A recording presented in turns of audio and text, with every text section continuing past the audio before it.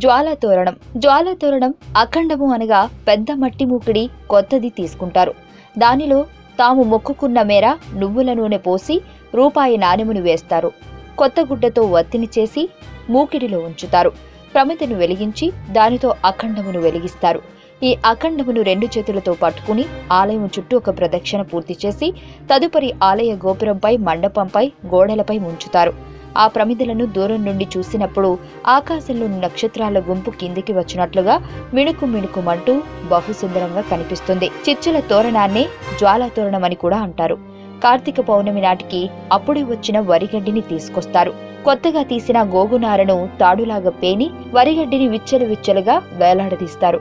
ఈ జ్వాలాతోరణాన్ని శివాలయమునకు ఎదురుగా ఉన్న 2 వేప చెట్లకు వేలాడదీస్తారు. అఖండము పూర్తి అయిన పిమ్మట జ్వాలాతోరణం వెలిగిస్తారు.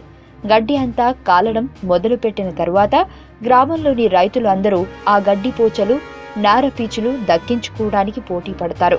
వీటిని పశువుల మేతతో కలిపి పెట్టుట, పశువుల మెడలో కట్టుట చేస్తారు. ఈ విధంగా చేయటం వలన పశువులకు ఎలాంటి హాని జరగదని నమ్మకం. అఖండములు వెలిగించుట, చిచ్చుల తోరణం మండించుట చూడవలసినదే కాని వర్ణించుట తరము కాదు. భక్తి పారవస్యంతో స్వామివారికి అఖండములు సమర్పించే సమయంలో గ్రామం మొత్తం శివాలయం వద్దే ఉంటుందనుట అతిశయోక్తి కాదు. కార్తీక పౌర్ణమి నాడు ఎవరు జ్వాలాతోరణం కింద నుంచి శివుని పల్లకితో ప్రయాణం చేస్తారో వారు యమపురి ద్వారతోరణ బాధను తప్పుకుంటారు అని మరో విశ్వాసం కూడా ప్రచారంలో ఉంది.